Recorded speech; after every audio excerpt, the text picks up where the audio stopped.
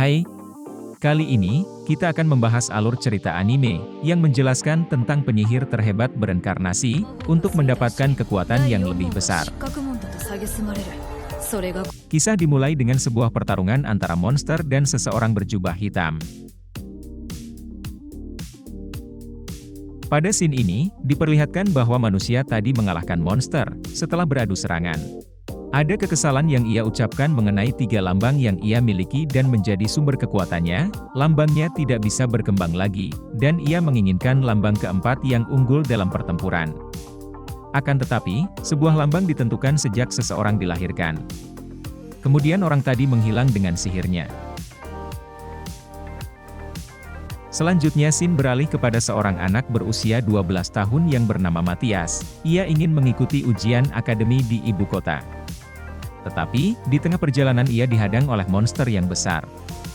Meskipun begitu, anak tadi mampu menaklukkannya dengan mudah. Setelah tiba di ibu kota, ia memasuki sebuah toko pembuat senjata, dan di sana ada seorang perempuan bernama Alma, yang meminta kepada pemilik toko untuk membuatkan sebuah pedang bagi temannya, kemudian dimasukkan sihir padanya. Akan tetapi, pemilik toko menolak untuk membuatnya, karena ia tidak bisa melakukannya. Kemudian si anak laki-laki tadi menawarkan diri untuk memasukkan sihir ke pedang yang akan dibuat. Meskipun sangat diragukan di awal, karena hal itu tidak mungkin bagi orang yang memiliki lambang gagal seperti yang dimiliki Matias. Akan tetapi, semua yang ada di sana terkejut dengan hasilnya.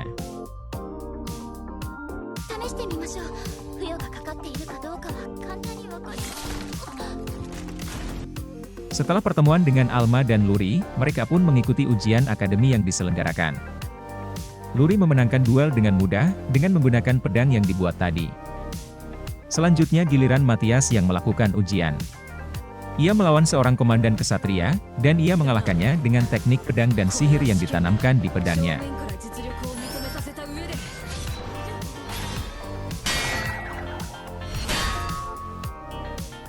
Selanjutnya sesi kedua yaitu ujian kemampuan sihir. Ia heran, teman-temannya menggunakan sihir dengan melakukan rapalan. Ketika gilirannya tiba, penguji melihat lambang yang dimiliki Matias dan menyebut lambang gagal. Ia menyadari, bahwa pada zaman ini kebanyakan orang merapal untuk menggunakan sihir, dan lambang keempat dianggap lambang gagal. Matias melakukan sihir luar biasa tanpa merapal.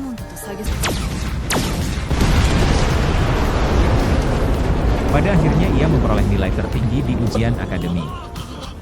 Scene berlanjut ketika Matias dan teman-temannya diterima di akademi. Pada upacara penyambutan murid baru, Matias diminta untuk menghadap ke ruangan kepala akademi. Ternyata, Edward, selaku kepala akademi mengetahui kejadian pada tes ujian akademi, dan ingin meminta bantuan kepada Matias. Edward ingin Matias mengajarkan sihir tanpa rapalan kepada siswa lainnya, dan mengikuti kompetisi melawan Akademi 1. Ternyata, Matias masuk di Akademi 2 yang berada di bawah Akademi 1. Akademi 2 harus mengikuti kurikulum Akademi 1 yang melarang sihir tanpa rapalan. Supaya bisa merubah kurikulum yang ada, maka harus melewati kompetisi di antara kedua akademi. Setelahnya, Matias menjadi instruktur khusus untuk mengajarkan sihir tanpa rapalan.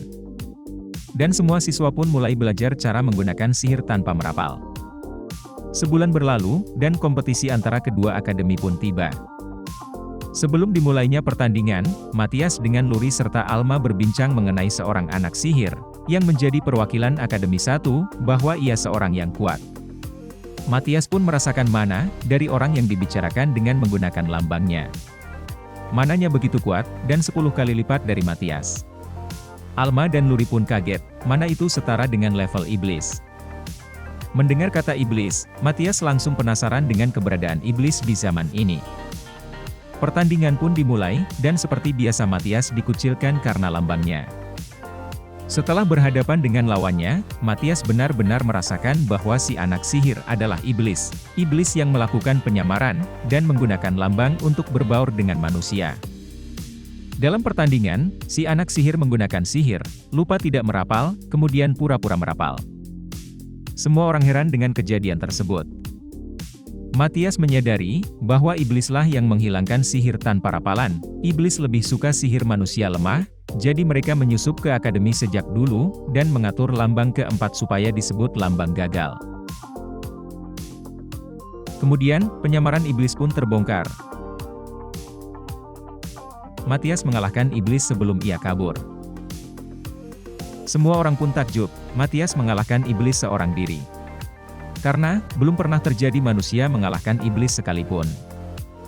Di akhirnya, diungkapkan bahwa pada kehidupan sebelumnya, Matius adalah penyihir Gaius, yang memojokkan iblis sampai hampir punah. Terima kasih sudah menonton. Jangan lupa like, komen, dan subscribe channel ini supaya lebih berkembang.